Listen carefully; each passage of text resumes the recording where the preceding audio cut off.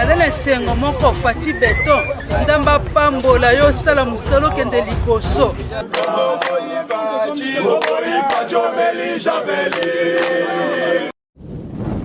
Soi-disant, hein. Bon, naza licencié, naza docteur en droit, naza docteur en économie, naza gradué. Mais bazo yiba, bazo détourner soni.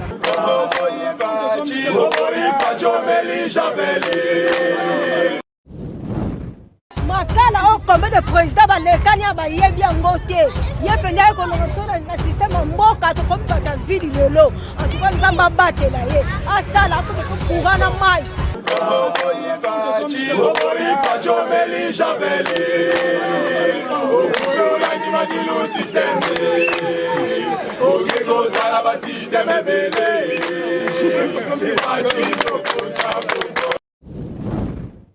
Vous avez colonisé partout dans le monde à travers l'éducation de l'esprit. L'émission a besoin d'activité actualité. Il y a beaucoup de gens qui ont été bandés. Balobi na bongo konde to kotonga mboka na bongo pe to kokende toujours. Bana ya Congo to sima na to kende toujours. Mboka na biso pe etambola kitoko. Bongo abitoza na partie présidentielle, la partie des PS, la partie au pouvoir, et sika bitoko ko toujours bani. Ba actualité au penza bolingaka. Voilà, na sanga monter na plateau, mais avant pas présenter avant de présenter bongo moya nanga ya plateau ya lelo to kolobela ba actualité to moni kuna na Tanganyika ndenge plus de 70 bombes et que pour se découvrir ko découvrir on peut bongo na Kabalo mais to kolobela sous président de l'autorité na mwana mboka Fachi Beton kuna kaka intérêt ya mboka pe to kolobela sous marche au FCC azot kapunda ko sana ya contre loi ya Noël Tiani et c'est quoi qui l'Assemblée provinciale l'Assemblée nationale pardon tout le monde peut moi mboka mboso ndenge pe alobi pe aza ko examiner ngo lobi ko traiter ngo lokola ba dossier na sango na ni pour ni contre tout ça on a papa ma on a plateau on a PC côté bonsoir. Oui bonsoir maman journaliste. Bonne santé. Non santé eza malamu na ngolo nzambe. Bonne partie de paix c'est content. Bon partie eza nango toza na biso bien tozela kaka hein. Makambo nyonso ya po talaka te élection ezoya en tout cas tu vas affronter on a IDPS tu vas affronter l'élection et peut to longa to kozwa pe ebele si papa maoto kolobela bongo ba question d'actualité tout le monde kuna la province de Tanganyika ndenge plus de 70 bombes que 70 bombes artisanales que ko bakependa ko découvrir bongo na Kabalo. Bon maman journaliste eza makambo moko yo ils ont inquiété la population congolaise sur la information wana et puis ils ont un mode opératoire ya ba terroriste. Oui, yango wana te ils ont un mode opératoire oyo ba rebelle oyo hein ba terroriste oyo ba longwe na oya liboso ba zui mode na bango opératoire mosusu. Ozoma siko ya excusez-moi na mode opératoire oyo ba zui ba se confirmer ba terroriste les sous et au kata mitu po za don ba congolais bazana nature wana te et au kata moninga matoi mutu sexe ba membre supérieur inférieur non wana ba terroriste basala yango na Congo biso biloko na zivete po za ba chrétien en majorité eza biloko ya ba to ya ba islam hein ba o qualifier yango na islam mais islam yango pe eza ya ko kabwana bato bazana nga mona kuna ne ba terroriste basala yango siko na mode opération moratoire basali ezo senga ke emonisi que chef de l'État il fallait à étendre l'état des sièges et qu'endeti na niveau ya Tanganyika ozomona siko ezo pena partie ya est nord ozomona siko ya une partie à nord est nord na une partie à est sud ozomona siko ya au sud est partie wana nyonso eza nyonso na état de siège juste pour na ko étouffer hein kopanzana ya ba terroriste kwa na ba mode opératoire na bango ozoma siko parce que traque l'équipe makasi mingi adversaire ou terroriste ou ba rebelle bazana débandade alors na ndenge baza to zwi bango na modèle nyonso kangi bango alors ba charger mode opératoire ya kosala makambo na clandestinité donc ba biloko na bombo na ba tanga ngota azomonana bazo s'approcher na ba kamikaze mais ya bango siko eza ya kotika après bakimi abombami et je montre ça bien que mode opératoire de bango bien qu'ils soient terroristes mais baza batmo baza na kata population baza na zamba souté donc baza bande ko na biso na banda ko na biso baza coopérer ozoma siko ya nde siko to sala ndenge ni na gouvernement na ba côté ba militaire na ba mususu ba conseiller to luka moyen que chef de l'État a étendre état de siège et qui ne tient à ce niveau ya batanganyika kuna ozoma siko ya deuxièmement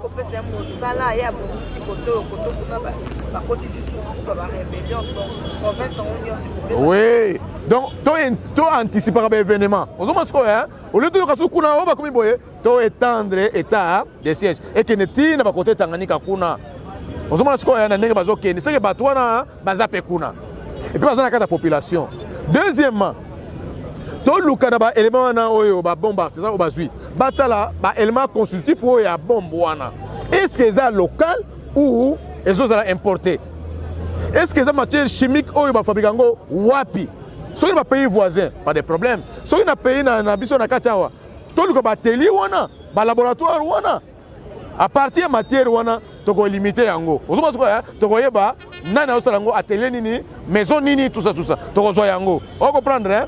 OK. Troisièmement, to avertir population, to informer population, to tina population, bango moko population biso moko to contre ma solo wana. To tala bato nyonso yo baza suspect. Même baza na kuna biso to dénoncer po azoboma peuple. Ozoma siko ya et que c'est malamu sensibilisation ezala, mutu nyonso aza déjà informé que tozana monguna azana kati na biso, azoya na ndenge ya babombe artisanal, c'est que l'église pour baza ba islamiste, ba terroriste, ba ko viser ba église chrétienne. Na réveil. Ozoma siko hein, ba ko viser église catholique pour pas se faire entendre. Ozoma siko na ba milieu wana ya ba public ba marché, ba hôpitaux, ba tia bato yo na ba caméra. Ozoma siko hein, et surveiller ba population na ba milieu public wana. Ba tia ba agent de sécurité, ba non apparent hein. Oyo bazotala bango mouvement ya nyonso tina butu. Tina moi. Soto kanga mutu moko secret koyebana. Et puis à partir de l'élément élément constitutif et bombe wana to koyeba ke ezo uta wapi est-ce que matériau na yede so fabrikango na atelier nini oyo ba pièce oyo kozala na sala yango tu vois ça non soki ba atelier local pe oyo biso fabrication local to komona bango facilement. Ok, merci papa Maona Mokola l'État chier pendant bon retour qui présent à Burundi ya ko président na président ya mboka na biso Congo RDC et raison ezali ki pona intérêt ya peuple congolais to pe lokola baza bongo président ya Union africaine to be kembe ko décortiquer rencontre. Bon, on moni ben intérêt à mutuel. Coopération nyonso on moni président à Burundi, aza président à Kalate. Il y a pas de politique naïe.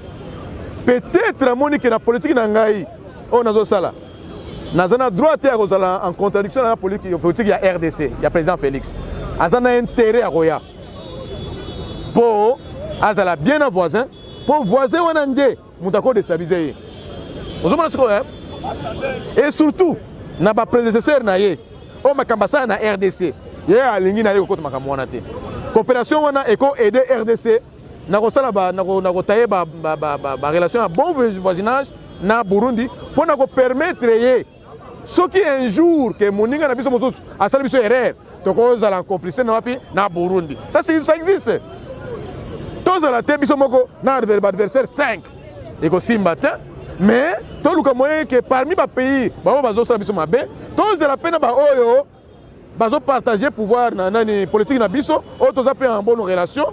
Il y a des relations à bon voisinage pour permettre de faire la makasi na front ou à est surtout. Donc, tout ça a intérêt à la diplomatie ou à un bon voisinage pour permettre de se positionner. Et deuxièmement, président en tant que président de l'Union africaine, il faut avoir une stratégie moussoussou. En réalité, il y a un tiroir, il pouvoir.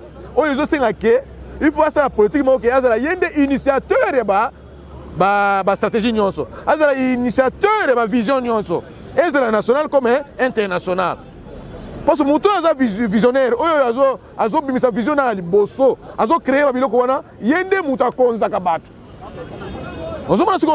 Donc, il faut biso RDC tout ça la vision, tout créer un biso et non pas créer pour biso, ba ya robenga baté. Ozomona président azo benga bango, po nakobenga bango bazo comme faible azo profiter nango pe en tant que président de l'Union africaine a bengisi bango ou bango ba yé po a kota bango vision na yé po akamba bango po asa grand pays ozomasi ko hein asa grande puissance yé nan individu asa na parole wana asa muto bazo respecter bazo landa mingi et bazo tosa na monde entier la diplomatie na azo convaincre muto yo bakoza la convaincre azo convaincre yé ozomasi ko alors ils ont faire peur na nani na ba voisin. C'est pour ça que nous avons défilé pour côté boye pour la politique nous ça n'a pas décider bango basala ke bango bazana makasi ye akezo bango bazana ye na politique na ya sala ya likolo a neutraliser bato et bado laisser bango na ba tuna bango bazo soutenir bango donc conclusion est simple que bango il faut ba ya sokite et balukila bango kaka na komba pesa ba rebel wana comme wana pe ko zongela bango kuna biso pete ko landa ba kombo wana pour bango nde to landa pour voir bango ekoya donc baza pour le moment na position ya faiblesse baza na intérêt wana koya kolanda politique ya président Félix na vision na ye yende azo kamba bango na union africaine et pe na région ozoma sko na ndenge ya biso ya grand lac quoi en tout cas pour le moment grand lac ezana boka président Félix hein, na cadre de diplomatie vraiment à négocier yango bien à niveau ya Europe na niveau ya Amérique et partout à ce qu'on y kolbani. Ok, Papa Mao, tout à l'heure, Bétali Benza Bongo ya ici à New York dans l'Assemblée nationale déjà. On a un ndenge mboso pas l'équipe là ba RFI ndenge l'équipe là ba mboso so pe comité à côté tant au kaka lokola loi normale. Azani pour, azani contre, bazo examiner en déjà na mikolo ko ya pena réponse na ngo na ce qui pena to voter loi wana na mboka na biso. Bon maman ozomona loi wana eza impersonnel eza loi proposition à loi wana eza impersonnel non changement eza makambo mosusu mais ezo contribuer na d'après ba étude ya muto ya proposer loi wana à réfléchir atali alandi avant de mingi pe na poto hein alandi amoni ke bomengo Congo ezo profiter plus na ba paya ba congolais ba pauvre ozoma sko ya mais surtout tali bien bomengo wana pesa na mboka bato yo baza bato yo baya baza bato yo baza na ba desolités emi balé baza bato yo baza na gauche pe na droite baza bato yo baza makambe belé ba métier noir ba métier blanc ozoma sko ya bangonde bazo sa la complicité ya makambo ya Congo.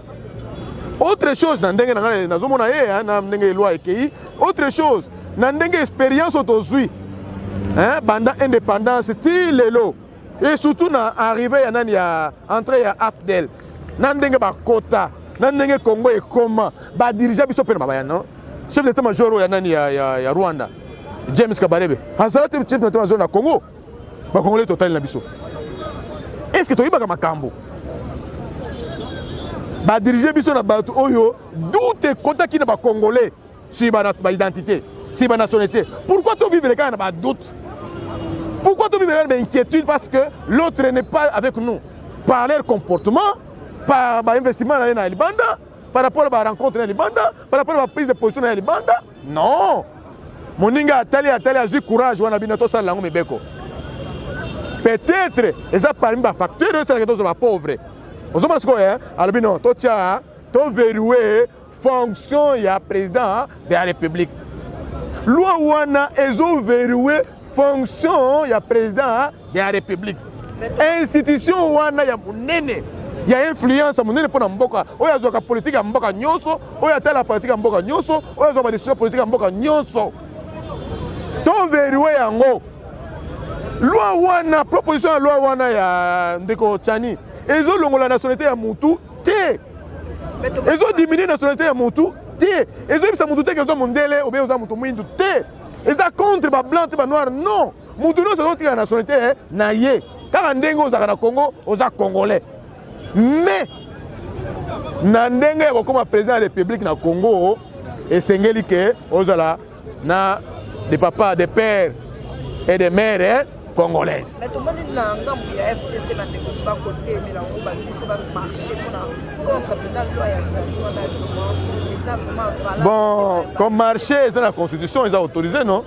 mais objectif na makambo bozo marché na yango objectif yango za nini ils ont profité na nani ce qu'ils ont qui n'est pas na ba individu non il faut marcher pour l'intérêt général marche wana aux ba congolais nyos baza convoqué na exposé des motifs il y a loi il y a proposition à loi wana na ndenge asali yango n'esprit nango congolais nyos ezala ya katanga ezala ya ba Congo ezala ya wapi na est ouest na nord bango baza convaincu qu'il y a raison dans un premier temps to mécanisme peut-être yango ndezo comme c'est pauvre pour tout monde surtout tali investissement ils na Tanzanie ils en ndenge moko tezawa surtout tali investissement ils na Rwanda ils en ndenge mona wote et batango baza na famille na bango famille restreinte na Rwanda famille élargie na Rwanda famille restreinte élargie na Rwanda famille restreinte na Uganda famille élargie na famille étendue na Uganda na Burundi et paille bon au juste c'est quoi et ils acceptent seulement na voisins Congo azo ni bangote na comportement na mona za plus moto ali banda wana na mama na yebo na papa na ye ke na Congo ndo sala nini biso za na pays moko biso mususu comme to za mingi to kondima keza la bongo mais bango baza bandeka na biso to boyite nana biso bango baza mindele nana tila mama na bango papa na bango mais to yebike ba mususu baza ba fruit ya infidélité ba mususu baza ba fruit ya ba kamikaze ba mususu eza boy ba mususu pe ba ndeko na bango bana bango ba mekena bango baza na Zambie ba député siko ba information nyonso to zana na Congo to vivaka na ba soupçon ya bato to beti mutu te babomi mutu te bakati mutu ya mutu te balongoli poso na ye te balongoli nationalité na ye te babotoli carte d'identité na ye te babotoli passeport na ye te mais balobi boye te tokende tozonga totelema mpe non baélite congolais basala berere ebele na corruption balanda bilandela mpona bato baza na mbongo ozomona sikoyo moto aza na bamilliard azobenga baélite congolais nyonso baprésident ya parti politique aye na bango akoza ne mopaya akoza ne boyeboye azolinga nde ye nazala bakomisa ye na Congo mpo na nini bayeba biso bacongolais bayeba faiblesse bacongolais ke soki oza na mbongo bendi bango bayembi yo soki obendi na mbongo babendi bango bakomisi yo soki oza na mbongo babendi bango bakomisi yo mokonzi mpo okoma na Congo mokonzi meme bafrançais babelge barwandais bana bayebi biso te tokosa makambo la mibale te mutu akosa makambo la moko mibale te bakosa biso oui mais biso batali de pesa bakosa biso te biso baloloba bazoseka tolobaki vérité yango tobenganaka bango bana banotemela bango mais na sikoyo mama nakite tondimi yango motu congolais moko te akomarche mpo na makambo ya bongo ozomona sikoyo tokomarche te biso tokokende kosoutenir proposition de loi wana mpo na mboka mpo na kolongola mutu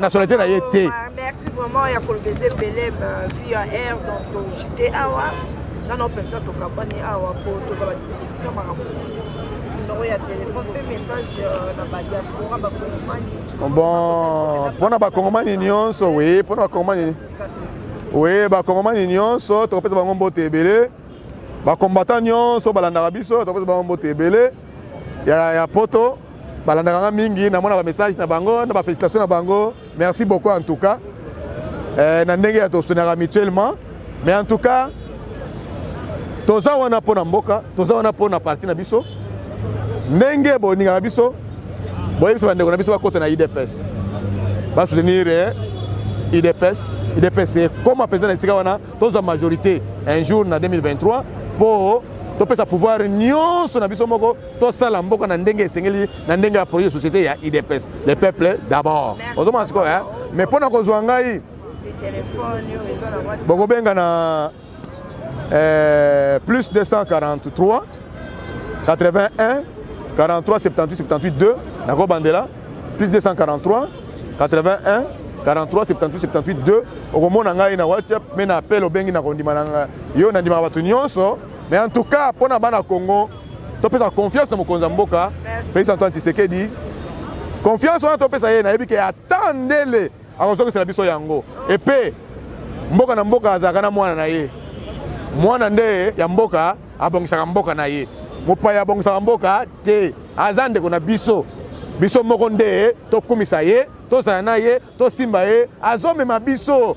Congo est très mukebi na libulu wana munene o basala biso tokoma pe ndenge ba peuple nyonsa ya bamboka nyonso bazalaka tokoma pe bango en tout cas mbote mingi mpona bino. Merci vraiment bolanda biso partout dans le monde à travers syndicat télévision topesi bino mpena matondi mingi bozwaka temps na bino badisposition na bino mpona kotala mpenza biso tosikisaka bongo tesa kopesa bambote mpenza na bakolo chaîne oyo bapesa biso confiance kovanda mpona kosala mosala kitoko na papi kelila mon pouvoir puis na rivet kisombe nabosa te Richard Longa triple école depuis Paris à HLT kuna na London donc na sima caméra pe na moni chino mosala kitoko Michael Zola de Courant babone nyonso ya syndicat télévision tobengi biloko ya na baono bazabona te okota mpenza kotana émission kitoko tomonana nzambaso.